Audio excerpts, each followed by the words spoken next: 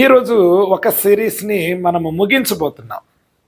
ఏంటి ఆ సిరీస్ అంటే లోక రీతి జ్ఞానము, దేవుని జ్ఞానము. ఈ రెండిట్ల గురించి మనం చెప్పుకున్నాం. ఇప్పుడు వాటి యొక్క ఫలము అంటే వాటి యొక్క రిజల్ట్ ఎలా ఉంటుంది? అర్థమైందండి? వాటి యొక్క రిజల్ట్ ఎలా ఉంటుంది? ఒకసారి యాకోబు పత్రిక 3వ అధ్యాయము 16వ వచనము. ఏలయనగా మత్సరమును వివాదమును ఎక్కడ ఉండునో అక్కడ అల్లరియు ప్రతి నీచ కార్యమును ఉండును. ప్రియమైన వారలారా, ఏంటంట? ఎక్కడైతే మత్సరము వివాదము ఎక్కడ ఉండునో, మత్సరము వివాదము. ప్రియమైన వారలారా, ఒకటి గమనించుకోవాలి. మనము లోకానుసారమైన జ్ఞానం వలన లోకానుసారమైన ఫలితాలు మనం పొందుకుంటాము. ఆత్మానుసారమైన జ్ఞానమును బట్టి ఆత్మానుసారమైన ఫలితాలని మనము పొందుకుంటాం. ప్రియమైన వారలారా, ఇప్పుడు 16వ వచనంలో మనం చదువుకున్నప్పుడు మనము మత్సరం అని చదువుకున్నాం, వివాదములని చదువుకున్నాం. ప్రియమైన వారలారా, ఈ మత్సరం అనగా ఏంటని చెప్పుకున్నాం మనము? ఎవరైనా చెప్పగలరా? మత్సరం అంటే దానికి మనం వాడుకలో మత్సరం అని పెద్దగా అనుకోము. మరి మీరేమన్నా అంటారేమో నాకు తెలీదు. సహజంగా నేను ఎప్పుడు మత్సరం అనే మాట వాడుకగా మాట్లాడను. మీకు తెలుసా, ఆల్రెడీ ఒకసారి దీనికి జవాబు చెప్పాను. మత్సరం అంటే ఓర్వలేనితనం, ఈర్ష. మనం సహజంగా ఈర్ష అంటాము, మత్సరం అనే మాట పెద్దగా వాడము. మత్సరం అంటే ఈర్ష. ప్రియమైన వారలారా, అదేవిధంగా ఏంటంట? కలహములు. ప్రియమైన వారలారా, ఎక్కడైతే ఈర్ష కలహాలు ఉంటాయో అక్కడ కన్ఫ్యూజన్ ఉంటుంది. ఏముంటుందంటమ్మా? కన్ఫ్యూజన్ ఉంటుంది. ఎక్కడైతే లోక సంబంధమైన కార్యాలు ఒక గుంపు కూడి, లేకపోతే కొంతమంది సమాజంగా కూడి లోకరీతి కార్యాలు చేస్తూ ఉంటారో అక్కడ దేవుని వాక్యమునకు విలువ ఉండదు, దేవుని జ్ఞానానికి చోటు ఉండదు. ప్రియమైన వారలారా, లోకానుసారమైన జ్ఞానము ఎప్పుడు దేనికి తీసుకెళ్తుందంటే కన్ఫ్యూజన్కి తీసుకెళ్తుంది. ప్రియమైన వారలారా, ఎక్కడైతే సంఘాల్లో దేవుని జ్ఞానం ఉండదో, సంఘాల్లో దేవుని జ్ఞానం ఉండదో అక్కడ కన్ఫ్యూజన్ ఉంటుంది, అక్కడ డివిజన్స్ ఉంటాయి. ప్రియమైన వారలారా, సంఘాల్లో దేవుని జ్ఞానము కాకుండా లోక జ్ఞానము వచ్చింది అనడానికి ఏంటి వారి యొక్క ఉద్దేశం అనగా, ప్రియమైన వారలారా, ఆ యొక్క విశ్వాసులు వారు పర్పస్ఫుల్లీగా అంటే కావాలని దేవుని జ్ఞానాన్ని ఏం చేయడము? పక్కన పెడితేనే అది సాధ్యమవుతుంది. ఎందుకంటే దేవుని వాక్యము ఎప్పుడు దేవుని జ్ఞానాన్ని బోధిస్తూనే ఉంటుంది. దేవుని వాక్యం ద్వారా దేవుని జ్ఞానము మనకు తెలియజేయబడుతూ ఉంటుంది. మనము ఎప్పుడైతే ఈ లోక జ్ఞానం వైపు అడుగులు వేస్తామో అప్పుడు దేవుని జ్ఞానాన్ని ఉద్దేశపూర్వకంగా మనం ఏం చేస్తామో పక్కకి నెట్టేస్తూ ఉంటాం. ప్రియమైన వారలారా, మనము ఇక్కడ అనుకోవడానికి విశ్వాసుల విషయంలో అరే వీళ్ళు లోక జ్ఞానంతో నింపబడిపోయారే, దేవుని జ్ఞానంతో నింపబడలేదే, అయ్యో దేవుడు కల్పించుకుంటే బాగుండే అనుకోవడానికి వీల్లేదు. కారణం ఏంటంటే వీరి యొక్క ప్రవర్తన ఎలాంటిదంటే ఉద్దేశపూర్వకంగా ఉద్దేశపూర్వకంగా ఏం చేస్తున్నారు? దేవుని జ్ఞానాన్ని పక్కకి తోసేస్తూ ఉన్నారు. ప్రియమైన వారలారా, లోక జ్ఞానం లోకంలో ఉంటే అది ఒక పద్ధతి, కానీ లోక జ్ఞానం సంఘంలోకి వస్తే లోక జ్ఞానం ఎక్కడి నుండి వస్తుంది?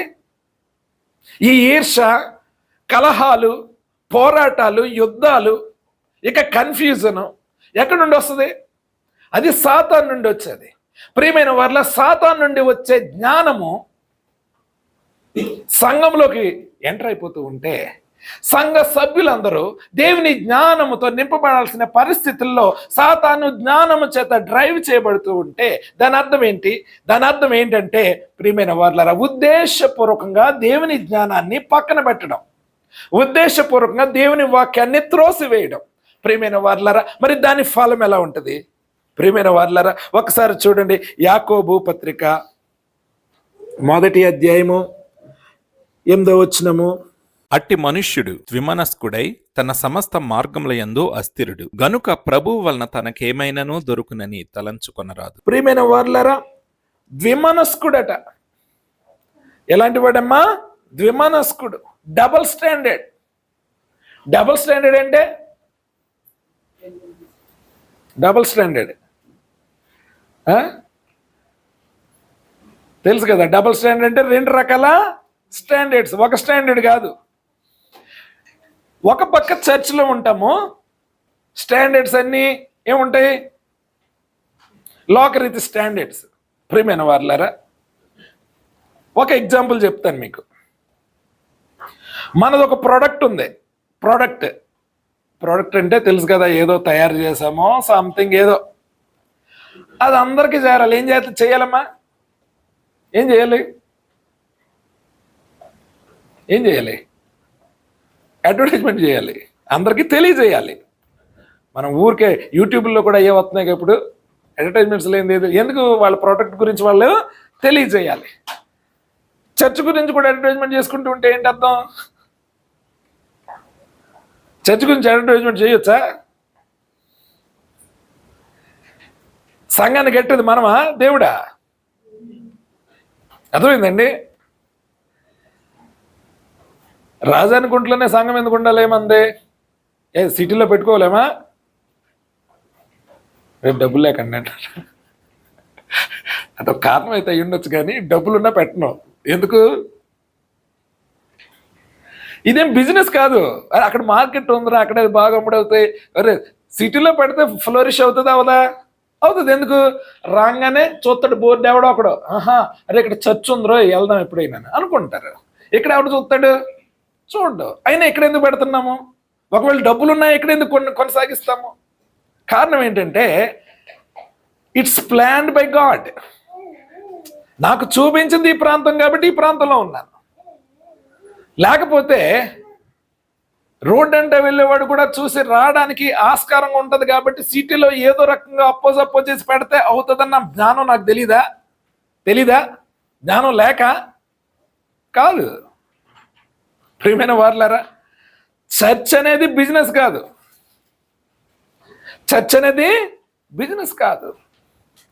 చర్చ్ అనేది కట్టబడాల్సింది ఎవరి ద్వారా? దేవుని ద్వారా. ఇప్పుడు ఒక చర్చ్ పాస్టర్ ఈ విధమైన అడ్వర్టైజ్మెంట్ చేసుకుంటూ ఉంటున్నారు అనుకోండి, దాని అర్థం ఏంటి? ఫర్ ఎగ్జాంపుల్ వాడు చెప్తాను, కొంతమంది కొన్ని రకాలుగా చేస్తూ ఉంటున్నారు ఈ మధ్యన. ఎలాగో తెలుసా? ఎలా చేస్తారంటే, ఫోన్ రింగ్ అవుతుంది, ఎత్తుతాం, వాళ్ళు ఎవరు కూడా తెలియదు. ప్రైజ్ ద లార్డ్, మీరు ఎప్పుడైనా ఎదురు చూస్తున్న మన ప్రియతమ దైవజనుడు బెంగళూరు పట్టణంలోనే ఏం చేయబోతున్నాడు? సంఘము స్థాపించబోతున్నాడు. ఎవరికన్నా వచ్చినాయి ఇలాంటివి?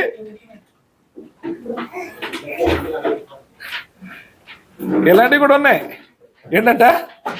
మన ప్రియతమ దైవజనుడు ఎక్కడికి వచ్చేస్తున్నాడు? బెంగళూరుకి వచ్చేస్తున్నాడు.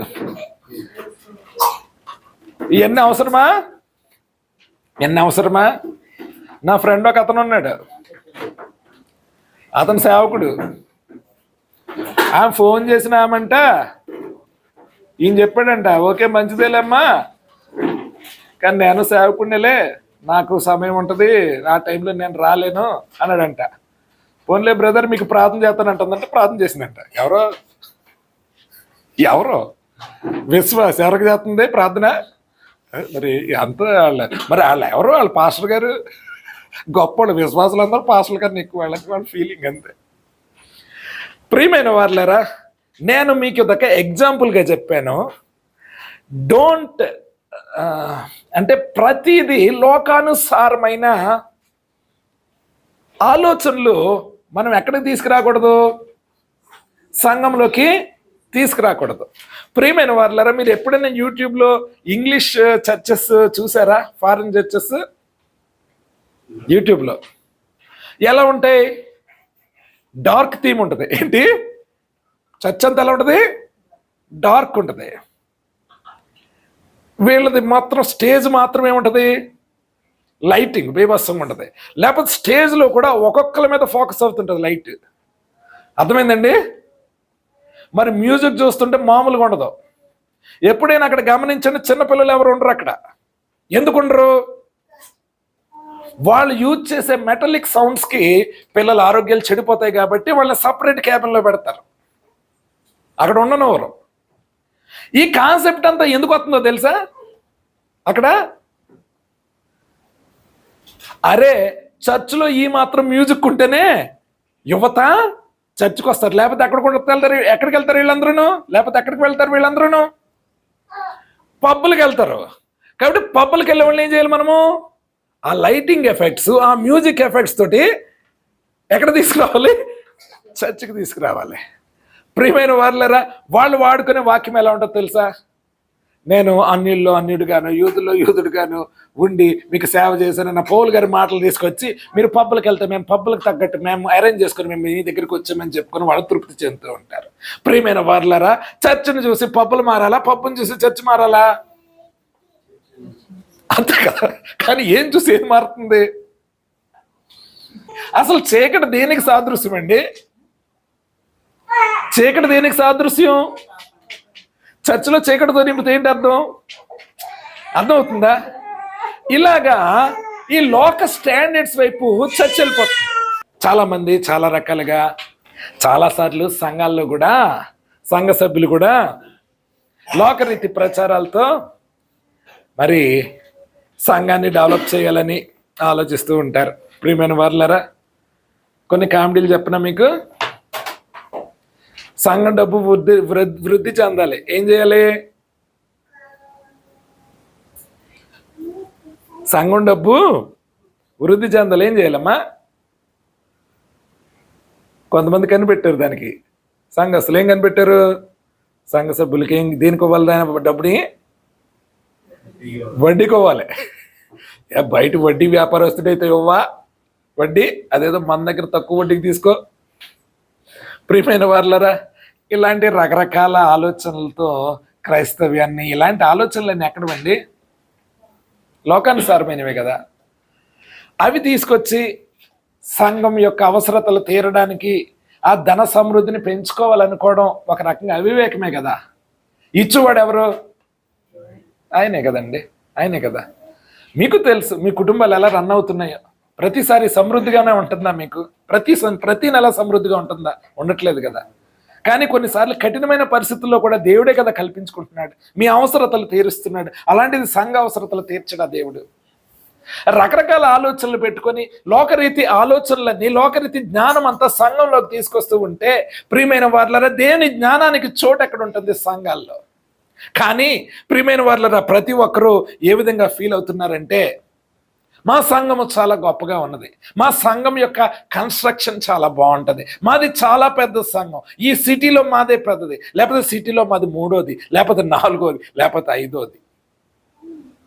అందుకనే దేవుని వాక్యం చాలా స్పష్టంగా మరి రాయబడి ఉన్నది. కొరింథీయులకు రాసిన 2వ పత్రిక 12వ అధ్యాయం 20 నుంచి 21 వరకు. ఎందుకనగా ఒకవేళ నేను వచ్చినప్పుడు మీరు నాకిష్టులుగా ఉండరేమో అనియు నేను మీకిష్టుడునుగా ఉండనేమో అనియు, ఒకవేళ కలహమును, అసూయయు, క్రోధములను, కక్షలను, కొండెములను, గుసగుసలాడుటలను, ఉప్పొంగుటలను, అల్లరులను ఉండునేమో అనియు, నేను మరలా వచ్చినప్పుడు నా దేవుడు మీ మధ్య నన్ను చిన్నబుచ్చునేమో అనియు, మునుపు పాపము చేసి తాము జరిగించిన అపవిత్రత, జారత్వము, పోకిరీ చేష్టల నిమిత్తము మారు మనసు పొందని అనేకులను గూర్చి దుఃఖపడవలసి వచ్చునేమో అనియు భయపడుచున్నాను. ప్రియమైన వారులారా, లోకరీతి ఆలోచనలన్నీ ఎక్కడున్నాయంటే ఇప్పుడు మళ్ళీ సంఘంలో ఉంటాయేమోనని నేను భయపడుతున్నాను. నేను వచ్చినప్పుడు మీలో కలహాలు, కొండలు చెప్పుకోవడాలు, కలహాలు ఆడుకోవడాలు, మత్సరము, అసూయ, పోరాటాలు, అదేవిధంగా మీరు మారు మనస్సు పొందక ముందు మీకున్న అపవిత్రత లేకపోతే జారత్వము, ఇవన్నీ నేను వచ్చినప్పుడు మళ్ళీ నేను కనుగొంటానేమోనని నేను భయపడుతున్నాను. ప్రియమైన వారులారా, భయపడుతున్నాను. ఇవన్నీ లోకరీతి విధానాలు దేవునిలోకి వచ్చాక ప్రతి ఒక్కరూ ఏమని పిలువబడుతుంది? ఎవరన్నా క్రీస్తునందున్న ఎడల వాడు నూతన సృష్టి. కానీ వీరిలో నూతన సృష్టి లేదు. లోకంలో ఎలా ఉండేవారో దేవునిలోకి వచ్చాక కూడా ఆ విధంగానే వారు ఉన్నారు. ఎందుకంటే వారు దేవుని యొక్క పవిత్రత వారు తెలియదు, దేవుని యొక్క విశిష్టత వారికి తెలియదు, దేవుని యొక్క విధానాలు వారికి తెలియవు. ప్రియమైన వారులారా, మరి భక్తుడైన పౌలు రాస్తున్నాడు కొరింథీయులకి, నేను వచ్చాను, సువార్త చెప్పాను, ఆ సువార్తను మీరు అంగీకరించారు, మీరు బాప్తిస్మాలు తీసుకున్నారు, నూతన సృష్టిగా మార్చబడ్డారు. ఒకవేళ మరలా మీకు ఈ లోకరీతి జ్ఞానముతో నింపబడి నేను వచ్చేసరికి మరలా పవిత్రతను విడిచిపెట్టి పరిశుద్ధతను విడిచిపెట్టి మరి క్రీస్తు పోలికలో ఉండాల్సిన మీరు ఈ యొక్క విధానాలన్నీ ఎవరివి? సాతానువి. సాతాను పోలికలో మీరు మారిపోతే మిమ్మల్ని చూసి నేను తట్టుకోలేను. కానీ అలాంటివి ఉండకూడదని నేను ఆనందిస్తున్నాను, అలాంటివి చూస్తానేమోనని నేను భయపడుతున్నానని ప్రియమైన వార్లరా భక్తుడైన పౌలు చెప్తూ ఉన్నాడు. సంఘమేమి అనుకోవద్దు, సంఘమేమి ఖచ్చితంగా డిఫరెంట్గానే ఉంటుందని ఇప్పుడు అనుకోకండి. సంఘ సభ్యుల మధ్యన కూడా ఇలాంటివి ఉంటూనే ఉంటాయి. అయితే ఒక్కటి మాత్రం మనం గమనించుకోవాలి, నేను చాలాసార్లు చెప్పాను, Christian life is a series of transformations. ఒక్క రోజులోనే ఏది జరగదు, కానీ అది జరిగేంత వరకు ఇలాంటి ప్రతి ప్రజల్లో కనబడుతూ ఉంటాయి. ప్రియమైన వాళ్ళ కనబడుతూ ఉంటాయి, కానీ వాటిని సరిదిద్దుకుంటూ ముందుకు వెళ్ళాల్సిన బాధ్యత మనపైన ఉంటుంది. ఆయన చెప్పాడు కదా, సిరీస్ ఆఫ్ ట్రాన్స్ఫర్మేషన్స్ అని. ఇంకా సిరీస్లు వస్తాయిలే, ఇంకా చాలా సిరీస్లు వస్తాయి, సీరియల్ లాగా వెళ్తూనే ఉంటుంది అనుకుంటే ప్రియమైన వాళ్ళ దాని ద్వారా నువ్వు పొందుకోవాల్సిన ఆశీర్వాదాలు నువ్వు కోల్పోతావు. అర్థమైందండి? సిరీస్ ఆఫ్ ట్రాన్స్ఫర్మేషన్ అన్నది నిజమే, కానీ దాని గురించి మనం ఎక్కువ ఆలోచించి ఉన్న సమయాన్ని నిర్లక్ష్యము చేసుకోకూడదు. యేసుక్రీస్తు కూడా మరి ఇటువంటి లోక జ్ఞానం వల్ల ఏం జరుగుతుందో చెప్పాడు. లూకా సువార్త 21:9. మీరు యుద్ధములను గూర్చియు కలహములను గూర్చియు వినినప్పుడు జడియకుడి, ఇవి మొదట జరగవలసి ఉన్నవి గాని అంతము వెంటనే రాదని చెప్పాను. ప్రియమైన వార్లరా, ఇది సంఘంలోనే కాదు, బయట కూడా ఇలాగే జరుగుతుంది. అంత ముందు ఏమవుతుందట? ప్రపంచమంతా దేంతో నింపబడి ఉంటుంది? కలహాలు, యుద్ధాలు, పోరాటాలు. ఒక దేశం అంటే ఒక దేశానికి పడదు, ఒక జాతి అంటే ఒక జాతికి పడదు. ప్రియమైన వార్లరా, అటువంటి శత్రుత్వము ఎలా ఉంటుంది? భయంకరంగా ఉంటుంది. ఎదుటోడు ఏమైపోయినా పర్లేదు, నేను బాగా కావాలనుకున్నది ఎవరి జ్ఞానం? క్రైస్తవ జ్ఞానం, దేవుని జ్ఞానం ఎలా ఉంటుంది? అవసరమైతే ఎదుటి వారి కొరకు మన ప్రాణము పెట్టాలన్న పరిస్థితిలో ఉంటుంది. ప్రియమైన వార్లారా, మరి ఇటువంటి లోక జ్ఞానంతో నింపబడుతున్నప్పుడు అంత్య దినముల్లో ఏమవుతుందట? యుద్ధాలు, కలహాలు వస్తాయి, కానీ అంతము వెంటనే రాదు. ప్రియమైన వార్లారా, మరి మనము ఎటువంటి జీవన విధానాన్ని కలిగి ఉన్నాం? మనలో ఈర్ష, పోటీతత్వము, పార్టీ స్ఫూర్తి. పార్టీ స్ఫూర్తి అంటే ఏ పార్టీ? పొలిటికల్ పార్టీలు కదండి, పార్టీలు చేసుకుంటారు కదండి, ఆ పార్టీ స్ఫూర్తి. ఇవన్నీ అల్టిమేట్గా ఎక్కడికి తీసుకెళ్తాయి తెలుసా? కన్ఫ్యూజన్కి తీసుకెళ్తాయి. దేనికి తీసుకెళ్తాయి? కన్ఫ్యూజన్ తీసుకెళ్తాయి. ఈర్ష, పోటీతత్వము, వినోదభరితమైన స్ఫూర్తి, వినోదాలకి సమయం వెచ్చించే హృదయాలు. మనం బాబెలు గోపురం గురించి తీసుకున్నప్పుడు వాళ్ళు ఏమనుకున్నారో తెలుసా? ఫస్ట్, అరే మనందరము ఒక ఆకాశాన్ని అంటే ఒక భవనాన్ని కట్టుకొని పేరు సంపాదించుకుందాం. ఏంటంట? పేరు సంపాదించుకుందాం. అందరిలోని మనమే గొప్పోళ్ళమగా మనము ప్రసిద్ధి చెందుదాం. ప్రియమైన వారులారా, అది మనుష్యరీతి జ్ఞానం. వీళ్ళు అనుకున్నారు, మేము చాలా తెలివైన వాళ్ళము, తెలివైన పని చేస్తున్నాము, మేము ఇంకెక్కడికి చెదిరిపోము, ఒకే చోట ఉంటామని వీళ్ళు అనుకున్నారు. కానీ దేవుడు దాన్ని ఎలా భావించాడంటే అది వారి బుద్ధిహీనతగా భావించాడు. చివరికి ఆ కట్టడం ఏ విధంగా ఆగిపోయింది? ఫైనల్గా ఎవరు చెప్తారు? ఎలా ఆగిపోయిందమ్మా? అది దేవుడి వల్లనే. ఒక మంచి మాట ఉంటుంది, ఏమవుతుంది? కన్ఫ్యూజను. ఒకడు ఇటుక తెమ్మంటున్నాడు, ఇంకోడో మట్టి తెస్తున్నాడు, ఒకడో మట్టి తెమ్మంటున్నాడు. ఏంటి? భాషలు తారుమారైపోయాయి. భాషలు ఏమైపోయాయి? చివరికి కన్ఫ్యూజన్ అది క్లోజ్ అయింది. ప్రియమైన వారులారా, ఎక్కడైతే పోటీతత్వమో ఈ వినోదానికి సంబంధించిన విషయాలు ఉంటాయో కన్ఫ్యూజన్ స్టార్ట్ అవుతుంది. ప్రియమైన వారులారా, అదేవిధంగా మోషే కొండెక్కి మరలా తిరిగి రానప్పుడు వీరందరూ ఏం చేశారు? ఒక దూడను చేసుకొని యెహోవా ఇతనే, ఈ దూడే యెహోవా మనకి అని వచ్చేసరికి ఎలాగున్నారు? పార్టీ మూడ్లో ఉన్నారు. ఆ సౌండ్ విని యెహోషువ అన్నాడు, ఏదో యుద్ధం జరుగుతుందా ఏంటి అంటే, కాదు అది వినోదభరితానికి సంబంధించిన ధ్వని అని చెప్పి వచ్చేసరికి భయంకరమైన పాపంలో వారు పడిపోయి ఉన్నారు. ప్రియమైన వారులారా, మరి ఎప్పుడైతే పోటీతత్వం ఉన్నదో, పోటీతత్వం ఉండాలా ఉండకూడదా? నేనే బెస్ట్ అనేది దేనికి ఉండాలి, దేనికి ఉండకూడదు? ప్రియమైన వారులారా, కొన్ని విషయాలు చెప్తాను చూడండి. ఎలా అంటే, మనం వర్క్స్ జాబ్స్ చేసుకుంటున్నాం కదా, మంచి బట్టలు వేసుకున్నాం అనుకోండి, మన యొక్క వాల్యూ ఎలా ఉంటుంది? అక్కడ కంపెనీలో మంచి బట్టలు వేసుకున్నారన్న వాల్యూ ఉంటుంది. అది ఎక్కడికి సంబంధించింది? లోకరీతి జ్ఞానము. కాబట్టి మనం క్రిస్మస్కి అందరికన్నా నెంబర్ 1 ఉండాలని, మంచి బట్టల కాన్సెప్ట్ కాదు, ఏంటంట అందరికన్నా నెంబర్ 1గా ఉండాలి అని ఉద్దేశంతో తీసుకున్నాం అనుకోండి, అది ఏ ఉద్దేశం అవుతుంది? పోటీతత్వమే కదా. అంటే అందరికన్నా నేను బెస్ట్గా కనపడాలి. నువ్వు ఎందులో బెస్ట్లో కనపడాలి? ప్రార్థనలో బెస్ట్లో కనపడాలి, భక్తిలో బెస్ట్లో కనపడాలి కదా. ఇక్కడ పోటీతత్వం అది కదా. ఎలాంటి పోటీతత్వం ఉండాలి? అరే బ్రదర్ ఎంత బాగా ప్రార్థన చేస్తున్నాడు, ఈయన ప్రేయర్ చేస్తే చక్కగా 1/2 గంట చేస్తాడు, నేను 20 నిమిషాలు చేయాలి ప్రవ్వా, ఆ విధమైన నడిపింపు నాకు ప్రవ్వా. ఇది కదా పోటీతత్వం, అవునా కదా? ఏమో ఇదేనా పోటీతత్వం? కానీ ఈ పోటీతత్వం లేకుండా మరి నేను చెప్పిన బట్టలో, లేకపోతే ఆభరణాల్లో, లేకపోతే ఇంకో రకరకాల పోటీతత్వం వస్తే ఏంటి అర్థం? చెప్పండి అమ్మా. అది లోకరీద్దే కదా. కానీ సంఘాల్లో చాలా వరకు లోకరీతి పోటీతత్వం ఉంటుంది. దైవానుసారమైన ఆ జ్ఞానంతో నడిపింపబడే పోటీతత్వం లేదు. ఏ పోటీతత్వం? ప్రవ్వా ఆ శిష్యుతో మాట్లాడు, నాతో ఎందుకు మాట్లాడవు ప్రవ్వా? ఈ పోటీతత్వం వస్తుందా? ఈ పోటీతత్వం కదా రావాలి.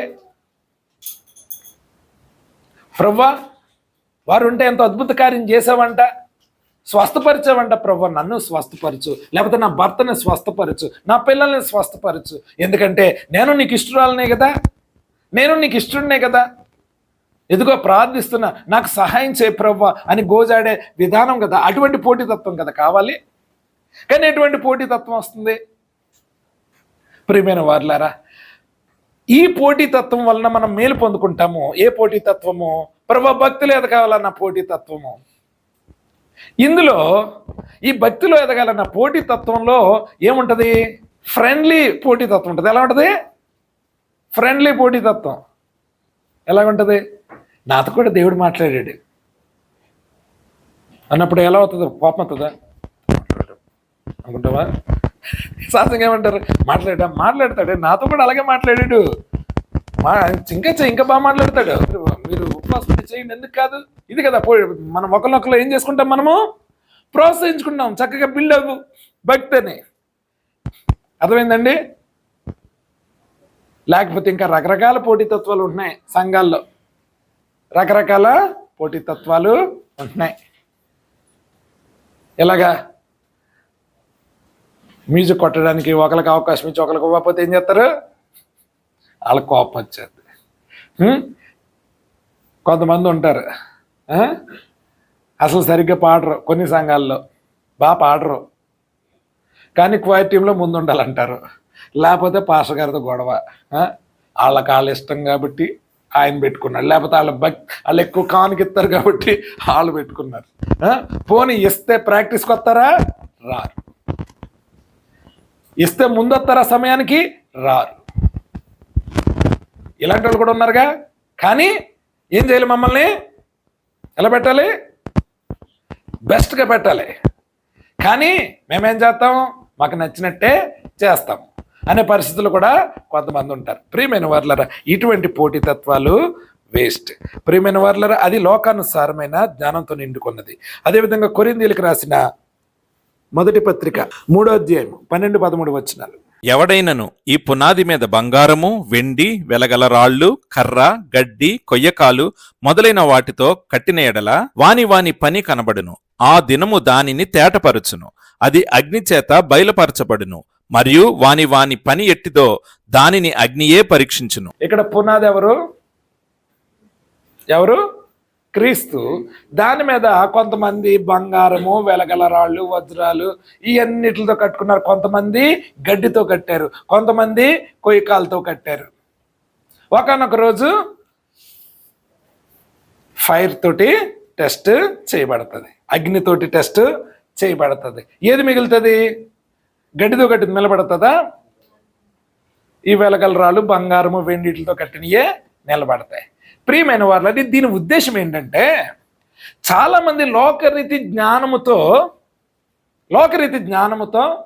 సంఘాలు చాలా గొప్పగా కట్టబడుతున్నాయి, సంఘాలు చాలా గొప్పగా కనపడుతున్నాయి. అది విశ్వాసుల దృష్టిలో అబ్బో ఆ యొక్క సేవకుడు ఎంత గొప్పడో, ఆ యొక్క సంఘం ఎంత గొప్పదో, అరేరే మాది చాలా పేద సంఘము, అదే చాలా బెస్ట్ సంఘము, అక్కడ ఎంతమంది వస్తున్నారో అనే పరిస్థితుల్లో చాలామంది ఉంటున్నారు.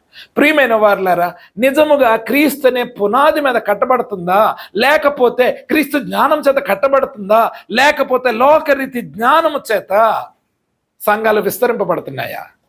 ప్రియమైన వారులారా, ఏ విధంగా విస్తరింపబడుతున్నాయి? రకరకాల బోధలు మరి క్రైస్తవ సమాజంలో ఉంటున్నాయి. ఉద్రేకపరిచేవారు కొంతమంది, ఎంటర్టైన్ చేసేవాళ్ళు కొంతమంది.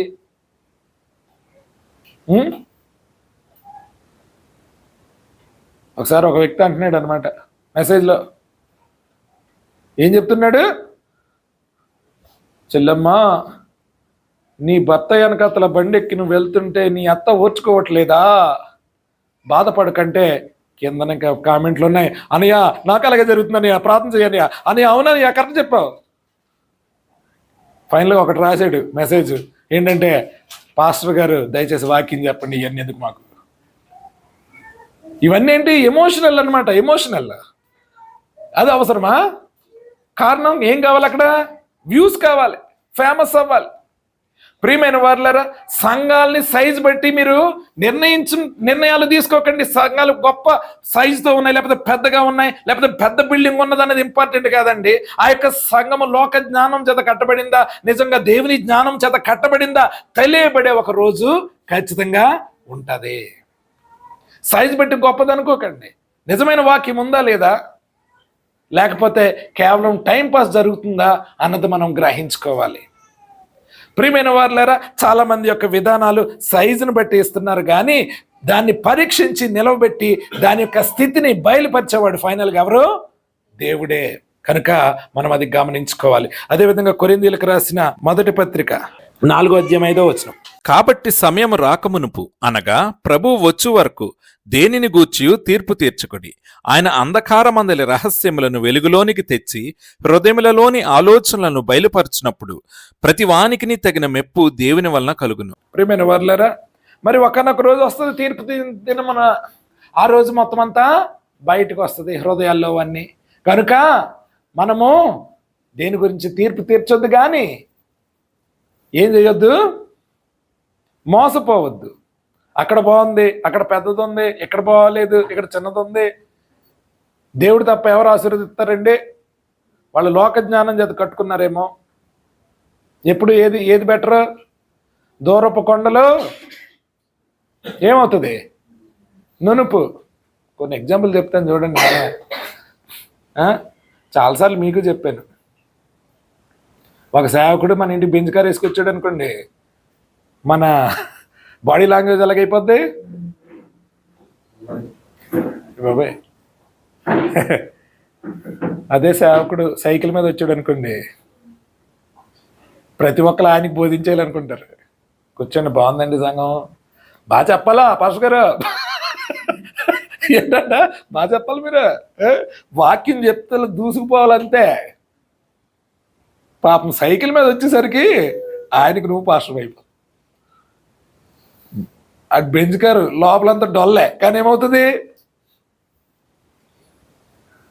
ప్రియమైన వారులారా, ఇలా ఉంటున్నాయి మరి. కానీ దేవుడు ఒకనొక రోజు అది మోసగింపబడుతున్నాం మనం. చాలా విశ్వాసుల పరిస్థితి అదే. అర్థమైందండి?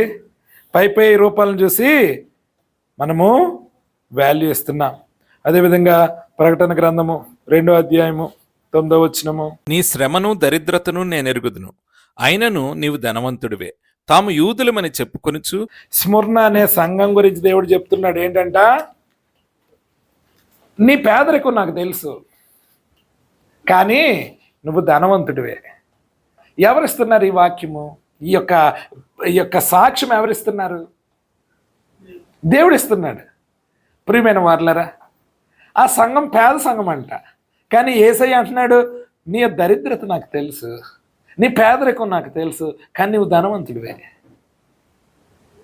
నీ ధనాన్ని అంతా ఎక్కడ పోగేసుకున్నావు తెలుసా? నా రాజ్యంలో పోగేసుకున్నావు. ప్రియమైన వారలారా, చాలామంది విశ్వాసులకి పేద సంఘం అనగానే పాపం ఆ విశ్వాసులకి ఏముంటుంది? ఒక ఇన్ఫీరియారిటీ. అరే మన సంఘం పేదరా, మన సంఘానికి సరైన లైట్లు లేవురా, మన సంఘానికి సరైన ఫ్యాన్లు లేవురా, అందరూ పేదోళ్ళే మన సంఘం.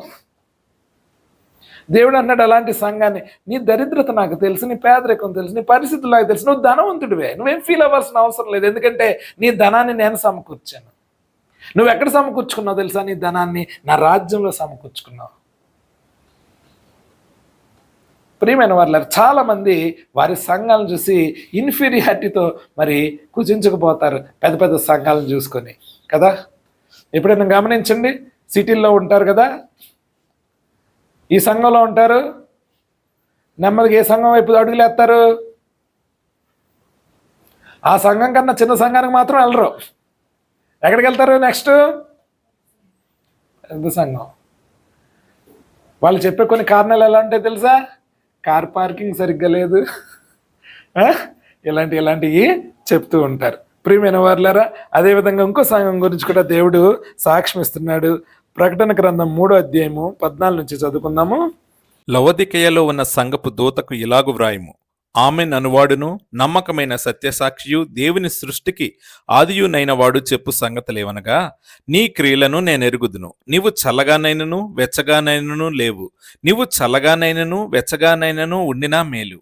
నీవు వెచ్చగానైనను చల్లగానైనను ఉండక నులివెచ్చనగా ఉన్నావు. కనుక నేను నిన్ను నా నోటి నుండి ఉమ్మివేయనుద్దేశించుచున్నాను. నీవు దౌర్భాగ్యుడువును, దిక్కిమాలిన వాడువును, దరిద్రుడవును, గ్రుడ్డివాడువును, దిగంబరుడునై ఉన్నావని ఎరుగక నేను ధనవంతుడను, ధన సమృద్ధి చేసియున్నాను, నాకేమీ కొదువలేదని చెప్పుకొనుచున్నావు. నీవు ధనవృద్ధి చేసుకున్నట్లు అగ్నిలో పుటం వేయబడిన బంగారమును, నీ దిశముల సిగ్గు కనబడకుండునట్లు ధరించుకొనుటకు తెల్లని వస్త్రములను, నీకు దృష్టి కలుగునట్లు నీ కన్నులకు కాటుకను నా యొద్ద కొనమని నీకు బుద్ధి చెప్పుచున్నాను. ఇక్కడట ఈ లవొదికయ సంఘము ధనవంతమైన సంఘము, కానీ దేవుడు ఏమంటున్నాడు?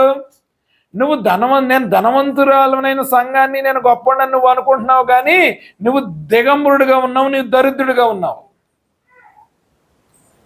ప్రియమైన వారులారా, కనుక ఇప్పుడు మనం చెప్పేది ఏంటంటే, అన్ని పేద సంఘాలు గొప్పవి, పెద్ద సంఘాలన్నీ చెడ్డవని ఉద్దేశం కాదు.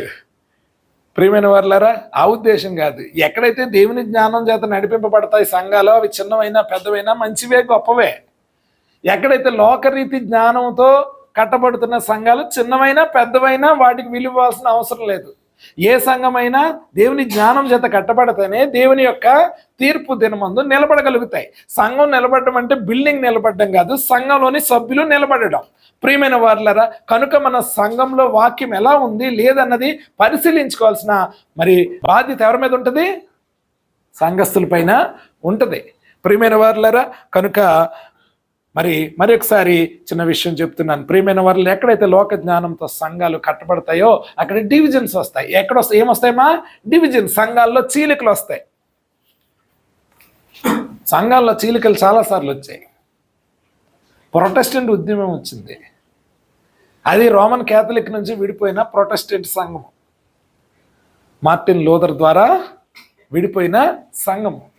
ఆ సంఘం నుంచి మెథడిస్టులు వచ్చారు, ఆ సంఘాల నుంచి బ్యాప్టిస్టులు వచ్చారు, ఆ సంఘం నుంచి పెంతెకోస్తోళ్ళు వచ్చారు, అనేక డివిజన్స్ వచ్చాయి.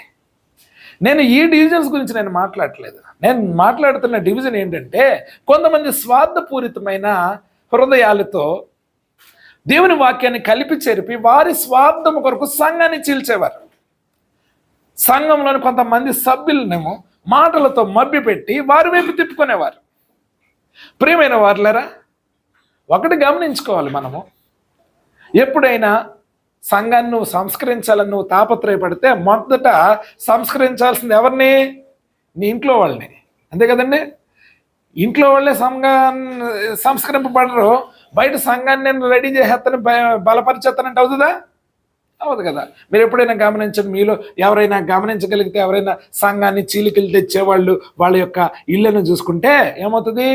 వాళ్ళ ఇళ్ళలో శాంతి సమాధానం ఉండదు. ఆ తండ్రి మాట పిల్లలు వినరు, తల్లి మాట పిల్లలు వినరు, ఎక్కడ శాంతి సమాధానం ఉండదు. ప్రియమైన వారులారా, నిజంగా సంఘంలో చీలికలు తెచ్చేంత సమయాన్ని వీళ్ళ ప్రార్థనలో గడిపితే వీరి కుటుంబాలు ఏమవుతాయి? బాగు చేయబడతాయి. ప్రియమైన వారులారా, కానీ వారు ఆ పనిచేయరు. కారణం ఏంటంటే వారి యొక్క విధానాలు దేంతో నింపబడ్డాయి? లోక జ్ఞానంతో. అదేవిధంగా యాకోబు పత్రిక 3:18 నీతి ఫలము సమాధానము చేయువారికి సమాధానమందు విత్తబడును. ప్రియమైన వారులారా, మరి దేవుని యొక్క జ్ఞానము చేత విత్తబడితే కలిగే ఆశీర్వాదాలు ఏంటంటే, మన జీవితాలు ఫలింపబడతాయి. మొదటిగా ఏమవుతాయమ్మా? ఫలింపబడతాయి. ఫలము దేని నుండి వస్తుంది? జీవించు వాటి నుండే వస్తుంది, అంతే కదమ్మా. చచ్చిపోయిన చెట్టు నుండి ఫలం వస్తుందా? రాదు. పోనీ ఏదైనా మిషన్కో ఫలం కాస్తుందా? కాయదు. ఒక చెట్టు అది బ్రతుకుంటేనే అది ఫలిస్తుంది, అవునా? దాని నుంచి ఫలాలు వస్తాయి. దేవుని జ్ఞానంతో నింపబడేవాడు ఫలవంతం అవుతాడు. ఒక ఫలం వలన ఏం ఉపయోగం అవుతుందంటే, ఆకలితో ఉన్నవారు ఆకలి ఫలము ద్వారా తీర్చబడుతుంది. ప్రియమైన వారులారా, అంతేనండి, అంతే కదా. ఆకలితో ఉన్నవారి ఆకలి ఫలం ద్వారా తీర్చబడుతుంది. ఆకలి అంటే ఇక్కడ ఏంటంటే, ఫర్ ఎగ్జాంపుల్ మనకి తెలుసు ఆత్మఫలం అంటే ఏంటో. ఒకరికి సమాధానం లేదు. నీవు సమాధానం కలిగి ఉన్నప్పుడు వారు దాన్ని బట్టి దేవుని యొక్క ఆ యొక్క సమాధానాన్ని వారు పొందుకుంటారు, నువ్వు చెప్పిన మాటలను బట్టి. అప్పుడు వారేమవుతారు? ఆ సమాధానం పొందుకొని వారు తృప్తి చెంది మరలా కొంతమందికి దేవుని ఫలాన్ని పరిచయం చేసేవారుగా అవుతారు. క్రైస్తవ జీవితం ఎప్పుడు కేవలం పాస్టర్లే కాదండి. ప్రతి ఒక్క క్రైస్తవుని జీవితం ఏంటో తెలుసా? సో అండ్ రీప్, అంటే వెదజల్లు కొయ్యు. ఏంటమ్మా? వెదజల్లు కొయ్యి. ఏం వెదజల్లాలి? వాక్యాన్ని వెదజల్లాలి. ఏం కొయ్యాలి? ఆత్మలను కొయ్యాలి. ప్రియమైన వారులారా, అది ఫలిస్తేనే జరుగుతుంది. ఒక ఫలం ఏం చేస్తుంది? దానిలో అనేక విత్తనాలు ఉంటాయి, మరలా అనేక విత్తనాల ద్వారా అది విస్తరించబడుతుంది. ప్రియమైన వారులారా, అదేవిధంగా ఫలించకపోతే ఆ చెట్టు ఏమవుతుంది? నరకబడి అగ్నిలో కాల్చబడుతుంది. ప్రియమైన వారులారా, మరి క్రైస్తవ జీవితం జీవిస్తున్న మనము ఎటువంటి జ్ఞానముతో నింపబడ్డాము, ఎటువంటి జ్ఞానాన్ని మరి ఇతరులకు పరిచయం చేయగలుగుతున్నాం? మనము నీతిని, దేవుని యొక్క శాంతిని విత్తితే దేవుని ఆశీర్వాదాలని కోయగలుగుతాం. దేవుని జ్ఞానంతో నింపబడిన వాడు నీతినే విత్తుతాడు, పాపాన్ని విత్తడు. దేవుని జ్ఞానంతో నింపబడిన వాడు శాంతిని విత్తుతాడు, పోరాటాన్ని విత్తడు. అర్థమైందండి? దానికి ఒక ఎగ్జాంపుల్ చెప్పి ముగిస్తాను. ఈ లోక జ్ఞానము దేవుని జ్ఞానం గురించి ఎవరు కాదండి, ఒక ఇద్దరు వ్యక్తులను చూస్తే అర్థమైపోద్ది. ఎవరంటే అబ్రహాము, లోతు. ఎవరు? అబ్రహాము, లోతు. వారిద్దరూ కలిసి ఉన్నారు. కలిసి ఉన్నప్పుడు పోరాటం ఎవరి ద్వారా వచ్చింది? లోతు కాపల ద్వారా వచ్చింది. వచ్చినప్పుడు అబ్రహాం ఏం విత్తాడు? మరలా శాంతి చెప్పాడు. ఏంటంటే, అరే మనం ఇలా కలిసి ఉంటే ప్రాబ్లం లేదు, ప్రాబ్లం ఇలా కలిసి ఉంటే మనం ఏం చేద్దాము? డివైడ్ అయిపోదాం, ఎందుకంటే మనకు సరిపోవట్లేదు ఈ ప్రాంతం అని అబ్రహాము శాంతిని విత్తాడు. తర్వాత లోతు సెలక్షన్ వచ్చింది. సెలక్షన్ వచ్చినప్పుడు లోతు ఏ జ్ఞానంతో సెలెక్ట్ చేసుకున్నాడు? లోక జ్ఞానంతో అరే పచ్చగా ఉందరా ఇక్కడైతే బాగుంటుంది మనకని లోక జ్ఞానం చేత సెలెక్ట్ చేసుకున్నాడు. అబ్రహాము ఎలా సెలక్షన్ చేసుకున్నాడు? నువ్వేదన్నా తీసుకో, నేను నమ్మేది ఎవరిని?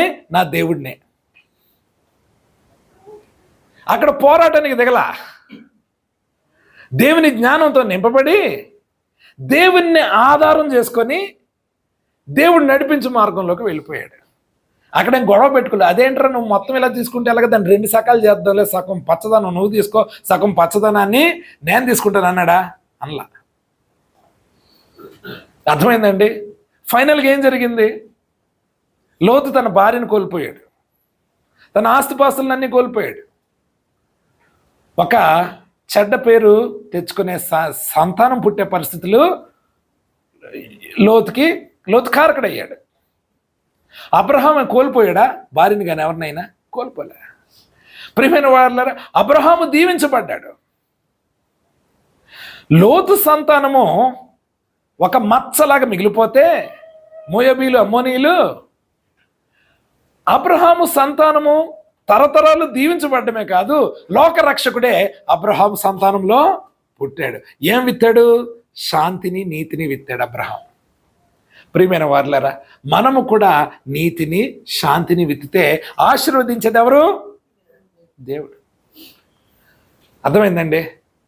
మరి ఈ యొక్క లోక జ్ఞానం గురించి, దేవుని జ్ఞానం గురించి మనం చాలా మాట్లాడుకున్నాం. ఎన్ని వారాలు మాట్లాడుకున్నామో తెలుసండి? ఆల్రెడీ ముందు 3 వారాలు మాట్లాడుకున్నాం. ఇది ఎన్ని వారమో? 4వ వారం. నిజంగా మరి ఇవన్నీ మనము ఒకసారి విని అవలోకనం చేసుకుంటే, మనం ఏ జ్ఞానం చేత నింపబడ్డాం, ఏ జ్ఞానం చేత పడుతున్నామని మనం కనుక గ్రహించగలిగితే, మన పరిస్థితులను మార్చుకోగలిగితే, మనం ఖచ్చితంగా దీవించబడతాం. ఎవరితో దీవించబడతాం? ఎవరి ద్వారా? దేవుని ద్వారా. మరి దేవుడి వాక్యం మన అందరి హృదయాలను నూరంతలుగా ఫలింపజేయనుగాక. ఆమేన్.